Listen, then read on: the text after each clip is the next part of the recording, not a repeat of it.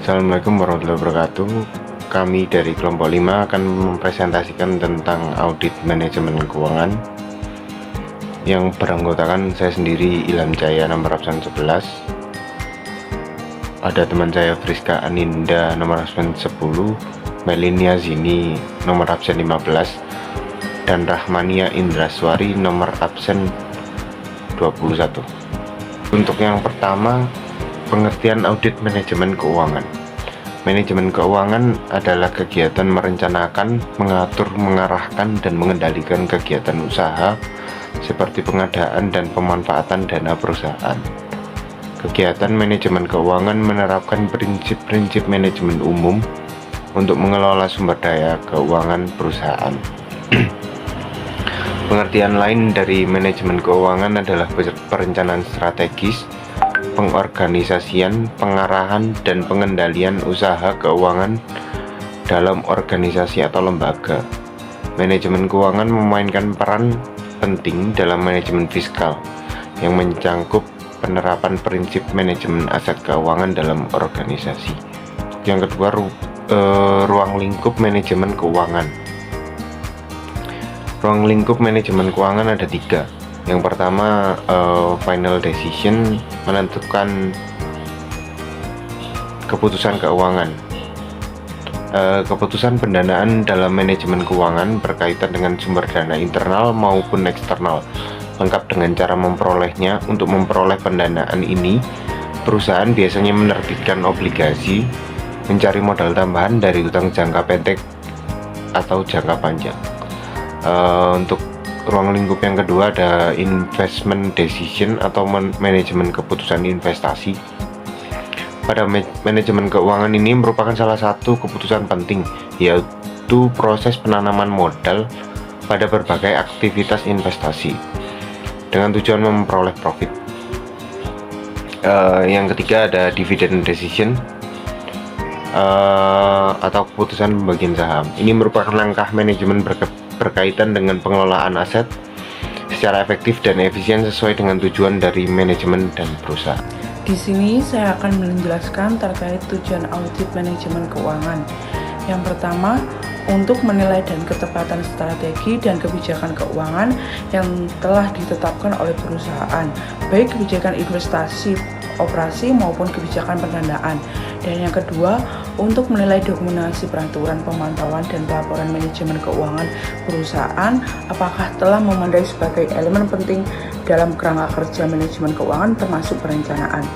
Dan yang terakhir, untuk menilai ekonomisasi, efisiensi, dan efektivitas tata kelola keuangan perusahaan baik aktivitas operasi maupun aktivitas pendanaan. Selanjutnya, saya akan menjelaskan tentang proses audit manajemen keuangan. Yang pertama, membuat rencana dan pendekatan audit. Kedua, menjalankan uji pengendalian dan uji substansi. Ketiga, implementasi analisis dan uji rincian saldo. Keempat, melengkapi informasi tambahan dari proses audit. Kelima, menerbitkan laporan audit. Dan selanjutnya akan dijelaskan oleh teman saya.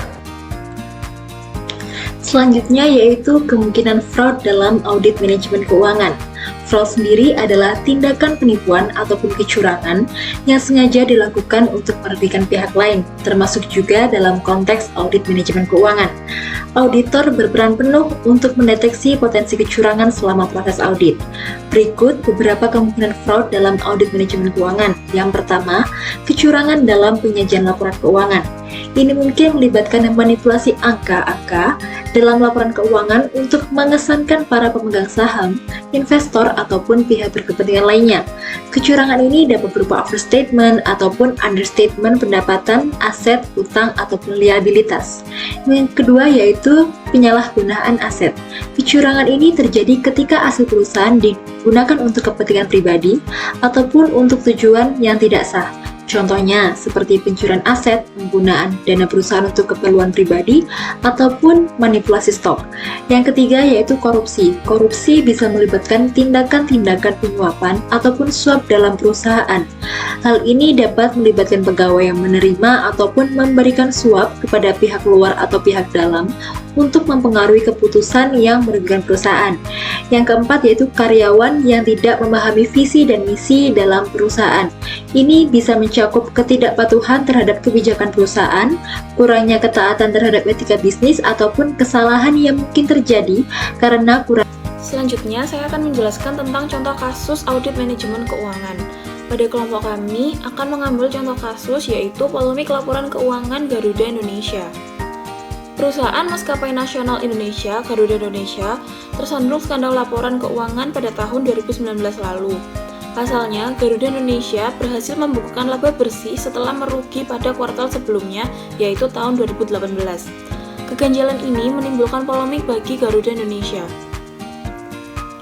Selanjutnya, saya akan menjelaskan tentang kronologi kejadian.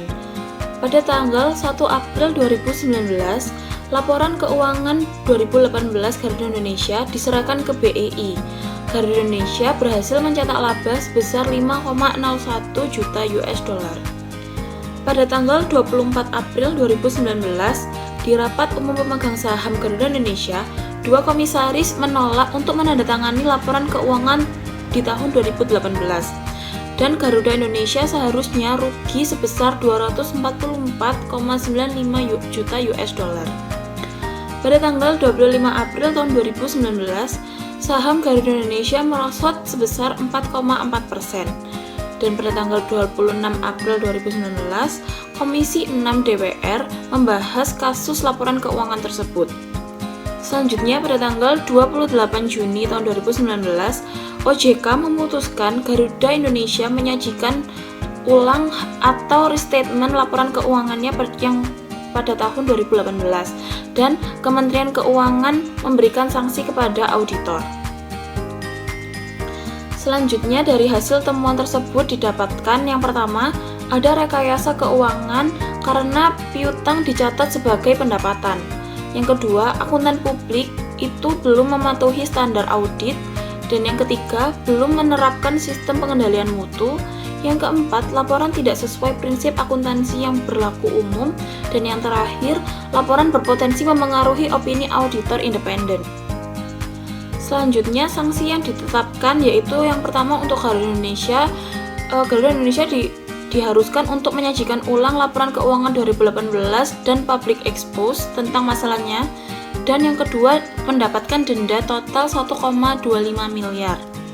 Lalu untuk sanksi auditornya yaitu Kasner Sirumapea, itu dia dilakukan pembekuan izin selama 12 bulan dan pembekuan surat tanda terdaftar selama 12 bulan. Lalu yang terakhir, sanksi untuk KAP Tanubrata, Sutanto, Fahmi, Bambang, dan rekan, itu peringatan tertulis dan kewajiban memperbaiki sistem pengendalian mutu.